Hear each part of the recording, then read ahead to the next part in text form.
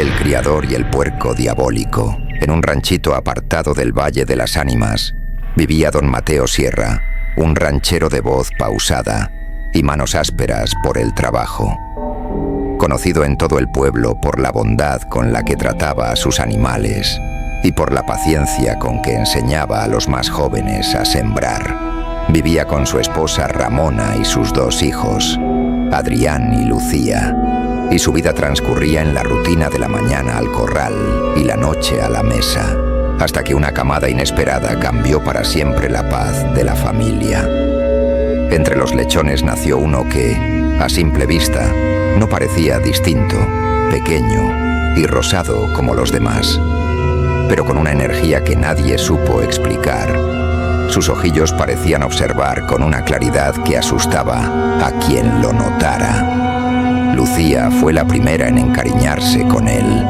Le daba de comer con la mano y le cantaba mientras lo mecía. Adrián lo llamaba el travieso, y don Mateo, con una mezcla de orgullo y diversión, permitió que el animal se quedara cerca de la casa, sin saber que aquel cerdito traía algo más que ternura en su lomo. Al principio todo fue risa y anécdotas que se contaban en la taberna, vecinos que se acercaban a ver al ejemplar singular y bromas sobre que el destino les había sonreído. Pero pronto empezaron a ocurrir pequeñas cosas que no tenían explicación sencilla. Desaparecían algunos cerdos del corral que antes jamás habían enfermado, y los que llegaban enfermos lo hacían en la noche y no volvían a levantarse.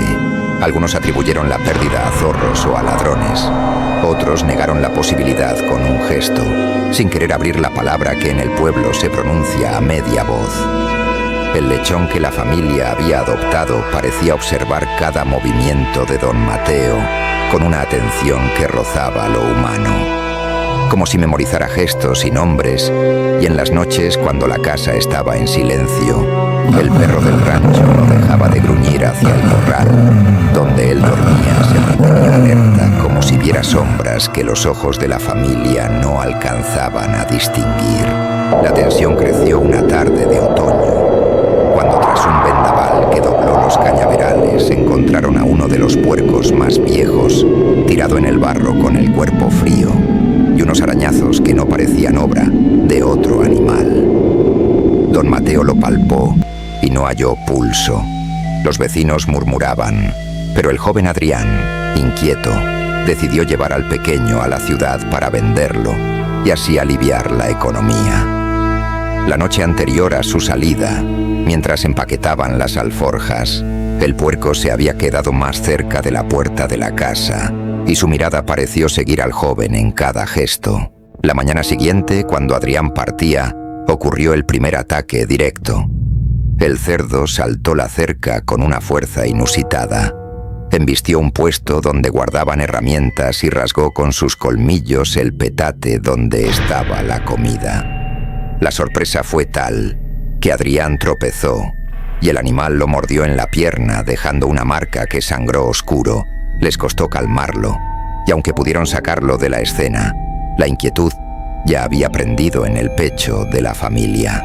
No pasó mucho antes de que Lucía contara un hecho que heló a Ramona. La noche en que el viento no dejó de soplar, despertó y vio al puerco frente a su cama, erguido sobre las patas traseras, y en sus ojos, según dijo temblando, había un brillo como de carbón encendido que la miró y dijo, con un sonido que no fue completamente animal, «Ya viene». Y ella juró que las palabras se grabaron en su memoria como si alguien hubiera susurrado desde la pared. Nadie se atrevió a reír.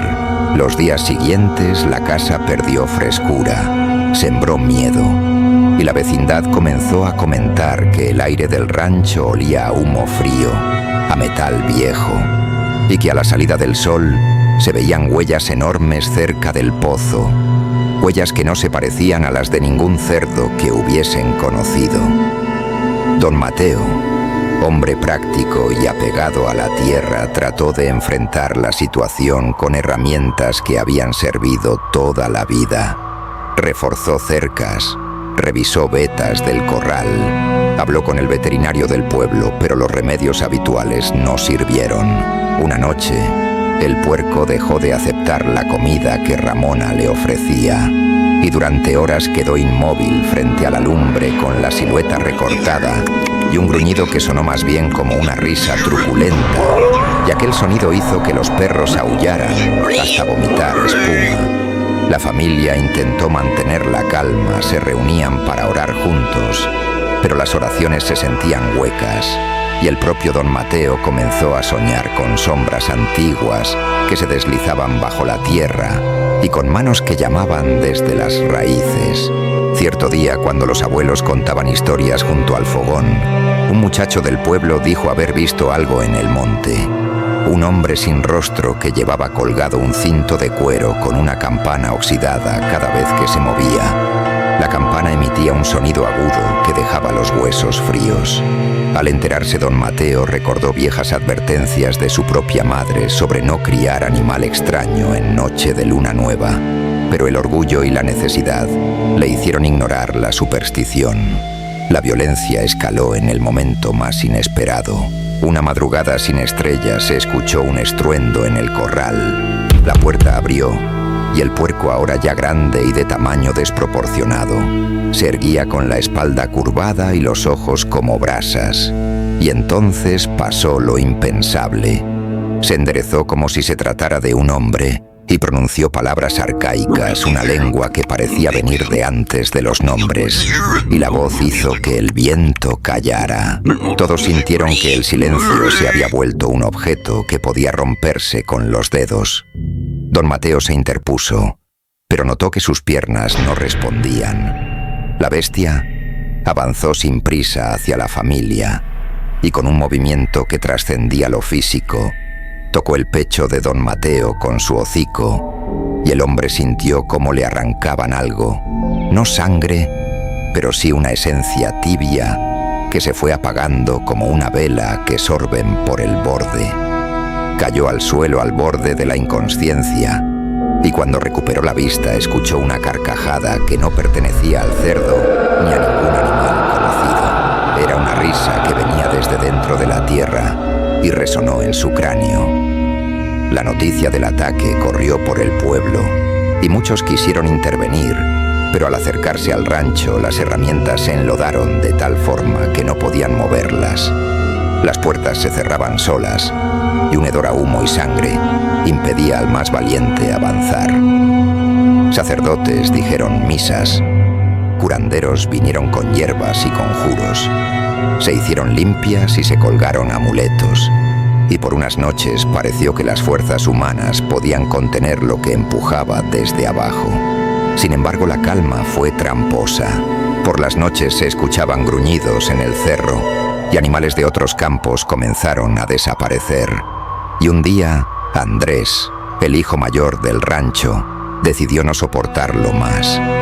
Tomó su escopeta, juró cazar al monstruo y se internó en el cañaveral, siguiendo unos pasos que brillaban a la luz de la luna. En lo profundo halló un círculo de tierra removida y al centro, una figura erguida no era exactamente el cerdo, sino una sombra que tomaba la forma del animal. Cuando apuntó y disparó, el disparo no tuvo efecto salvo que una onda lo empujó hacia atrás y lo dejó con un dolor en el pecho que luego se convertiría en una cicatriz insondable.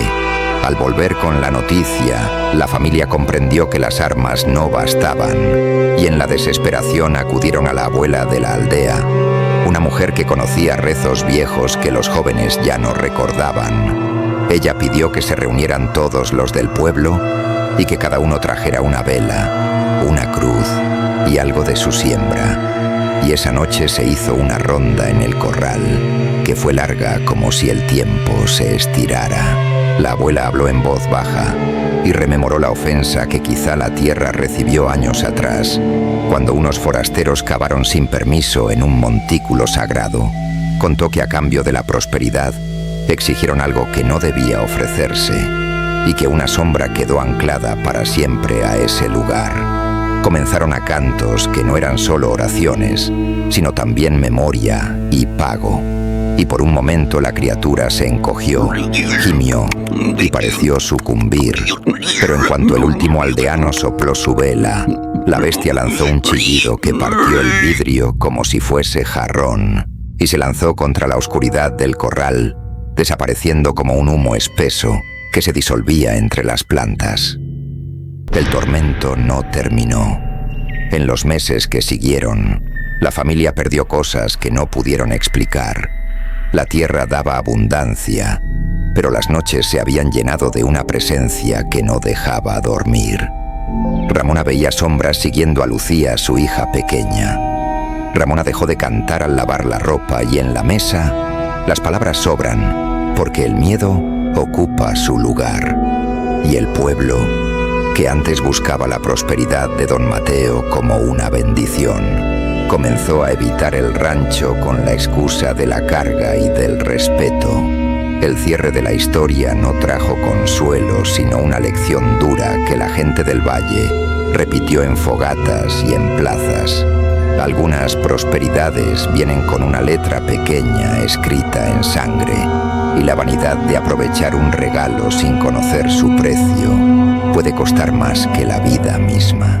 Con el tiempo, las generaciones añadieron detalles a la narración. Algunos dijeron que en noches de viento aún se escucha un gruñido profundo en la lejanía. Otros aseguraron que al mirar en el reflejo de un balde se ve el hocico, que no corresponde a ningún cerdo. Nadie volvió a comprar animales cerca de aquel corral, y la cabaña se cubrió de polvo y silencio, y la voz de quien contaba esta historia terminaba siempre con la misma advertencia, pronunciada en voz baja para que las paredes no la repitan. No aceptes caridad que no conoces, no aceptes prosperidad que viene sin esfuerzo, porque en ese regalo puede venir la deuda que te saque de la vida. Si esta historia te dejó con la piel erizada y quieres escuchar más relatos que combinan lo rural, lo sobrenatural y lo humano, suscríbete al canal Historias, Secretos y Curiosidades y activa la campanita para no perderte lo que aún acecha en los rincones donde la tierra guarda memoria.